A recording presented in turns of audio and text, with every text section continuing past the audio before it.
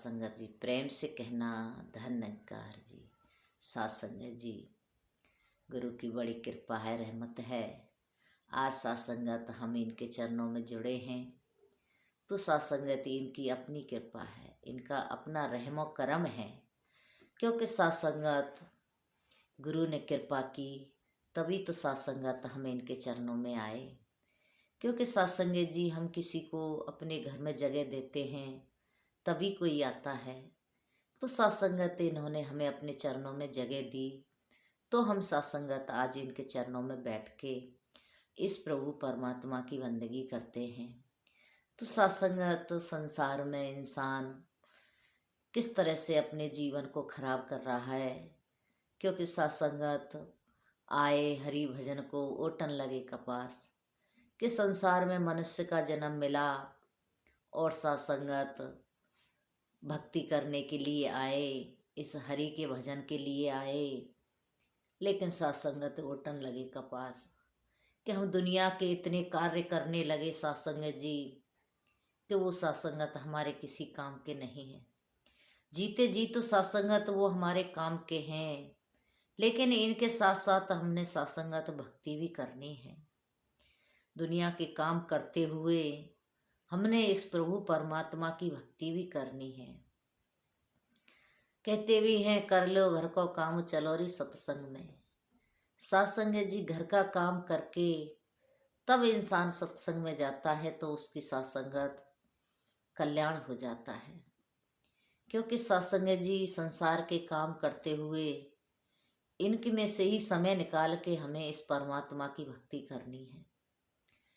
साथ संगत कहते हुए सत्संग की आधी घड़ी पूजा वर्ष 50, मेहा भर से एक घड़ी रहट चले दिन रात। साथ संगत जी अगर सत्संग की इंसान को आधी घड़ी भी प्राप्त हो जाती है तो उसके जीवन का कल्याण हो जाता है। एक बार साथ संगत जी गुरु वशिष्ठ जी और विश्वामित्र जी में बहस होने लगी। कहने लगे कि सत्संग बड़ा है कि पूजा बड़ी है, कि मैंने 50 बरस इस परमात्मा की पूजा की है। लेकिन साथ संगत वशिष्ठ जी कहते हैं कि नहीं, सत्संग बड़ा है। सत्संग की महिमा सबसे ऊंची है। जो सत्संग करता है वो अपने जीवन को आनंद में जीता है और जिस काम के लिए संसार में आता है उसका काम पूरा हो जाता है। तो साथ संगत दोनों में बहस हो रही थी। अब कहने लगे कि इसका निर्णय कौन करे कि सत्संग बड़ा है या पूजा बड़ी है। साथ संगत जी दोनों ब्रह्मा जी के पास पहुंच गए। अब ब्रह्मा जी से कहा कि आप बताइए कि सत्संग बड़ा है कि पूजा बड़ी है। साथ संगत जी ब्रह्मा जी कहते हैं इसका उत्तर मैं नहीं दे सकता, इसका उत्तर तो आपको महादेव दे सकते हैं कि सत्संग बड़ा है कि पूजा बड़ी है। साथ संगत जी महादेव के पास पहुँचे। अब वहाँ कहते हैं प्रभु आप बताइए कि सत्संग बड़ा है कि पूजा बड़ी है। साथ संगत जी महादेव ने भी कह दिया कि इसकी महिमा तो आपको विष्णु भगवान बता सकते हैं कि सत्संग बड़ा है कि पूजा बड़ी है, मैं इसका उत्तर नहीं दे सकता। साथ संगत जी विष्णु भगवान के पास पहुँच गए और वहाँ साथ संगत जा कर के अरदास की कि आप बताइए कि पूजा बड़ी है कि सत्संग बड़ा है। तो साथ संगत विष्णु भगवान कहते हैं इसका उत्तर तो मैं भी नहीं दे सकता, इसका उत्तर तो आपको शेषनाग देंगे, उनके पास जाइए कि पूजा बड़ी है कि सत्संग बड़ा है। साथ संगत जी शेषनाग के पास पहुंच जाते हैं और वहाँ जाकर के अपने प्रश्न का उत्तर लेने की कोशिश करते हैं। कहते हैं कि आप बताइए कि सत्संग बड़ा है कि पूजा बड़ी है। तो साथ संगत अब शेषनाग कहने लगे कि आपके जवाब का सवाल का उत्तर तो मैं दे सकता हूँ, लेकिन मेरे ऊपर ये बोझ रखा है पृथ्वी का, आप थोड़ा इसको संभालिए, मैं तब आपका जवाब दूंगा। तो साथ संगत उधर विश्वामित्र जी से कहा पहले आप संभालो। तो सासंगत जैसे विश्वामित्र जी ने पृथ्वी का भार अपने ऊपर लिया तो सासंगत उनसे सहन नहीं हुआ। चिल्लाने लगे कि मुझसे सहन नहीं हो रहा है। तो सासंगत उनसे वापस ले लिया। फिर वशिष्ठ जी से कहा कि आप इस भार को संभालिए, मैं आपके सवाल का जवाब देता हूँ। तो सासंगत उधर वशिष्ठ जी ने उस पृथ्वी का भार सासंगत अपने सर पर लिया और आराम से लेके खड़े हो गए। कुछ देर के बाद में शेषनाग जी कहते हैं, अब लाइए, मुझे वापस दे दीजिए। अब विश्वामित्र जी कहने लगे, आपने हमारे सवाल का जवाब तो दिया नहीं। तो सासंगत कहने लगे कि मैंने तो सवाल का जवाब दे दिया है, अभी भी आपको समझ नहीं आया कि आपने 50 वर्ष पूजा की, लेकिन आपकी पूजा का क्या मोल पड़ा कि जरा सा भी भार नहीं सहन कर पाया।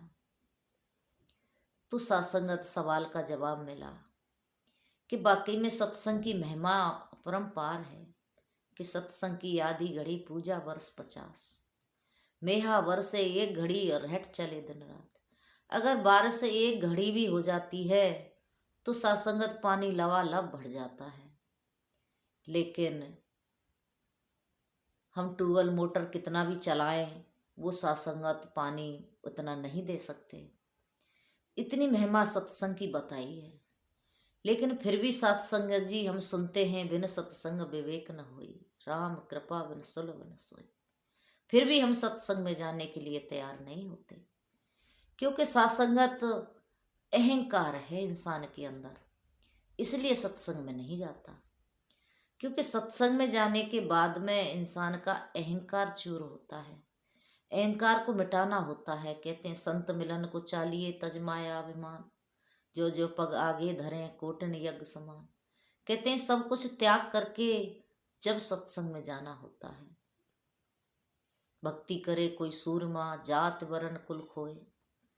कहते हैं भक्ति बड़ी ऊंची है, बड़ा ऊंचा है सत्संग, हर एक कोई व्यक्ति नहीं कर सकता, लेकिन आवाज तो फिर भी सबको दी जा रही है कि आ जाओ सत्संग में। सत्संग में सत्संगत परमात्मा के दर्शन होते हैं, परमात्मा का दीदार होता है। सत्संग जी कृष्ण भगवान ने अर्जुन को ज्ञान दिया, इस प्रभु परमात्मा को अंग संग दिखाया। आज हमारे सदगुरु माता सुदीक्षा भी यही कर्म कर रहे हैं। सत्संगत सारे संसार को इस परमात्मा के दर्शन करा रहे हैं। सतगुरु के पास सत्संगत ऐसा धन है, ये जिसको भी दे देते हैं वो माला माल हो जाता है। क्योंकि सत्संगत ये ज्ञान सबसे बड़ी ऊंची दौलत है। इस दौलत को जो भी प्राप्त कर लेता है वो सत्संगत मालो माल हो जाता है, वो धनवान हो जाता है। क्योंकि राम नाम के हीरे मोती मैं बिखराऊं गली गली, ले लो रे कोई राम का प्यारा, शोर मचाऊं गली। जिन जिन ने ये मोती लूटे वो तो माला माल हुए, धन दौलत के बने पुजारी आखिर में कंगाल हुए। सत्संग जी इस नाम के मोतियों को जो भी बटोरता है वो माला माल हो जाता है। तो सत्संग जब कृष्ण भगवान ने अर्जुन को ज्ञान दिया तो महात्मा बताते हैं कि एक पैर जमीन पर रखा और दूसरा पैर रथ पर रखा, और दोनों पैरों का इशारा करके तब बताया कि अर्जुन ये जमीन है, ये आसमान है, मध्य में जितना भी कुछ दिखाई देता है ये निरंकार है, ये परमात्मा है। आओ सत्संगत, ये ज्ञान सदगुरु ने आज हमको दिया। 2 तलियों का करके इशारा गुरु ने हरि दिखाया, गुरु ने हरि के दर्शन कराए। सत्संगत आज सदगुरु भी 2 तलियों का इशारा करके इस हरि प्रभु परमात्मा का दीदार करा रहे हैं। सत्संगत जो भी इनके चरणों में आते हैं उनको इस परमात्मा के दर्शन होते हैं, लेकिन मनुष्य सुनता जरूर है लेकिन कदम नहीं उठाता, चलता नहीं है उस तरफ कि जिसको परमात्मा के दर्शन हो। फिर भी इंसान कदम न उठाए तो सत्संगत उसे क्या कहेंगे? उसे भाग्यहीन ही कहा जाएगा कि भाग्यहीन है। इसके भाग्य में नहीं है परमात्मा के दर्शन करना। महात्मा आवाज लगा रहे हैं कि आओ रब के दर्शन कर लो। संदेशा इंसान के इंसानों के लिए संदेश है कि इस परमात्मा के दर्शन कर लो। लेकिन फिर भी इंसान कदम नहीं बढ़ाता। क्यों नहीं बढ़ाता सत्संगत? कहते हैं तुलसी पिछले कर्म से हरि चर्चा न सुहाए। पिछले कर्म सत्संगत हमारे इतने प्रबल हैं कि ये हमको हरि तक जाने नहीं देते, ये हमें हरि चर्चा सुनने नहीं देते। पिछले कर्म हमारे, हम ऐसे कर्म करे सत्संगत जी, आज हमको भक्ति भी नसीब नहीं होती। आओ सत्संगत, ये तो सदगुरु की अपनी कृपा है, इनका शुक्राना है। दासी तो इनका जब सत्संगत ध्यान आता है तभी शुक्राना। सच्चा बादशाह आपका लाख लाख शुक्र है, आपने इतना सुंदर हमको ज्ञान दिया।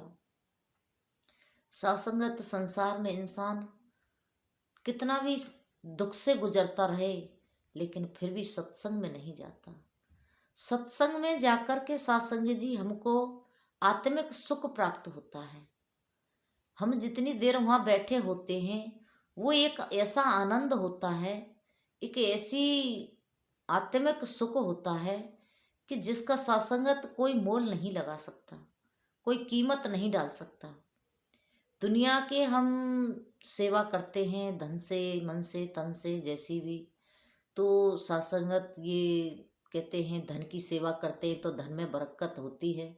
तो धन की बरकत होती है तो उसे तो परिवार वाले बांट लेते हैं।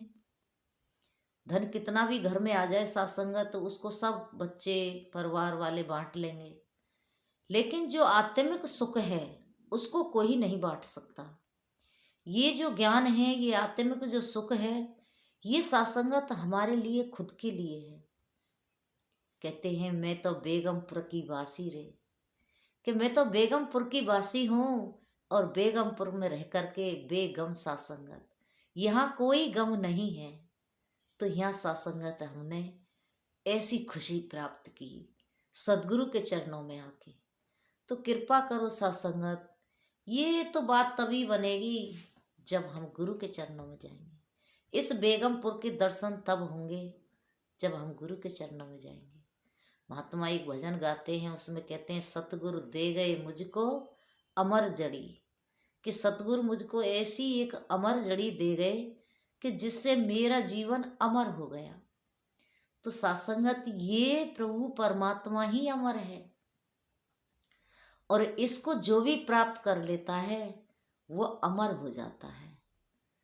लेकिन वो अमर तभी होता है जब इसको प्राप्त करके इसकी भक्ति करता है। क्योंकि सत्संग जी भक्ति कोई ऐसा कर्म नहीं है कि इसे बाद में कर लेंगे। कहते हैं इससे तो सबसे जो जरूरी काम है उस काम को ही हम बाद के लिए छोड़ते हैं, बाद में कर लेंगे। अभी कोई उम्र है सत्संग करने की, अभी कोई उम्र है सिमरन करने की, अभी कोई उम्र है भक्ति करने की, बुढ़ापे में कर लेंगे। लेकिन सत्संगत सोचने की बात यह है क्या सबका बुढ़ापा आता है? नहीं आता है सत्संगत। और आता भी है तो फिर महात्मा कहते हैं कि हम बिस्तर से नहीं उठते और हमसे बिस्तर नहीं उठते। अब क्या सत्संग करेगा, क्या सत्संग में जाएगा? अब तो पैर ही काम नहीं करते, कान काम नहीं करते, आंखों से दिखाई नहीं देता, जुबान से बोला नहीं जाता। अब तो सबरा शरीर ने तो काम करना बंद कर दिया। अब क्या सत्संग करेगा?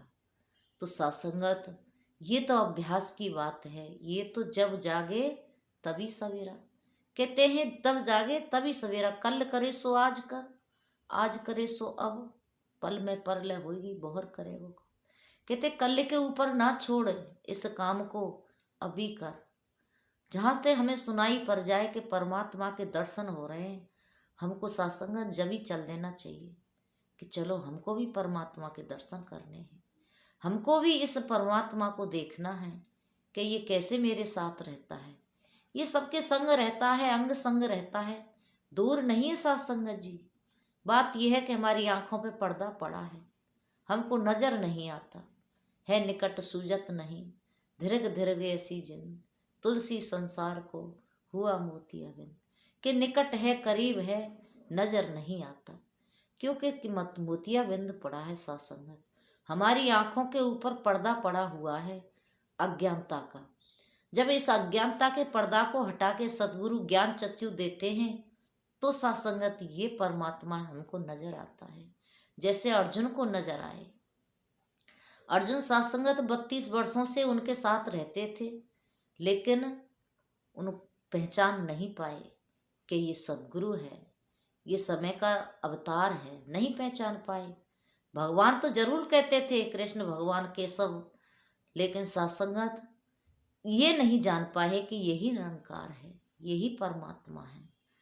तो सासंगत जब सदगुरु ने ज्ञान दिया, कृष्ण भगवान ने अर्जुन को 2 पैरों का इशारा करके, तो सासंगत ये परमात्मा के दर्शन अर्जुन को हुए कि देख अर्जुन, मैं सारे संसार में विराजमान हूँ, कोई जगह नहीं है मैं जहाँ विराजमान न हूँ, मैं हर इंसान में मौजूद हूँ। बात यह है कि कोई मुझे जान लेता है और कोई अनजाने में रह जाता है। तो सासंगत जो जान लेते हैं वो इसकी सासंगत बंदगी करते हैं, इसकी स्तुति करते हैं, इसकी महिमा गाते हैं कि तू ही है। तो सासंगत पता नहीं सदगुरु को कौन सा ऐसा कर्म हमारा भाया जो कि सासंगत इन्होंने अपने चरणों से हमको लगाया। महात्मा भजन गाते ही हैं, सत्य गुरु रहमत है तेरी, मुझ पे भी तरस है आया, है कौन सा वो गुण मेरा दातार जो तुझको भाया।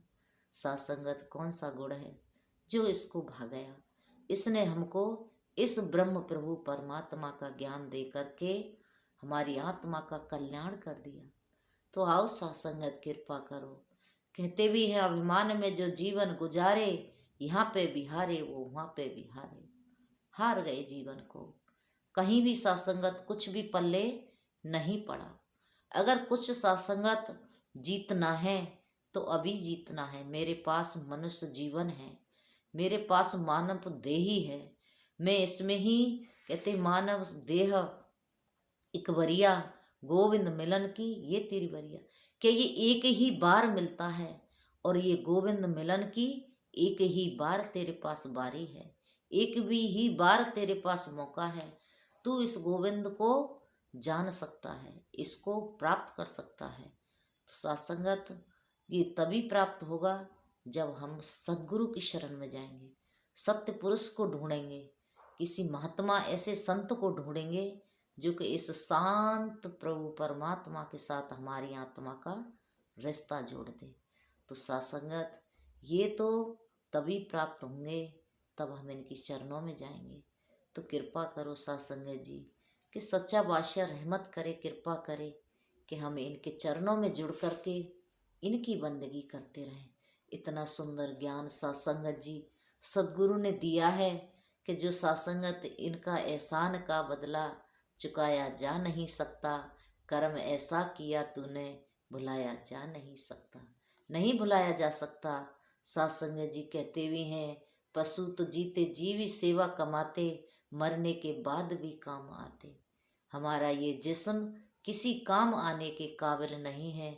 सासंगत जी तेरा ऐसा बुरा हाल होगा बताने के काबिल नहीं। ये जिस्म किसी काम का नहीं है सासंगत, अगर इससे भक्ति नहीं की तो कृपा करो सासंगत जी। जब हम इनकी भक्ति करते हैं इस मनुष्य जन्म में रह करके तभी इसका लाभ प्राप्त होता है, अन्यथा तो क्या लाभ प्राप्त किया सासंगत। 50 वर्ष 100 60 वर्ष 70 वर्ष 80 वर्ष जीवन ऐसे ही जिए और ऐसे ही चले गए, कुछ सासंगत पल्ले अपने पड़ा नहीं। तो दाता कृपा करे, रहमत करे कि हम सेवा सुमिरन सत्संग हमेशा करते रहें। और कोई वचन आप संत महापुरुषों जी को पसंद नहीं आया हो तो दासी को बख्श लेना, उसको छोड़ देना, और जो भी आपके लायक है उसको इस्तेमाल करके अपने जीवन का कल्याण करना। ऐसी अरदास प्रार्थना प्रेम से कहना जी। धन्यवाद जी।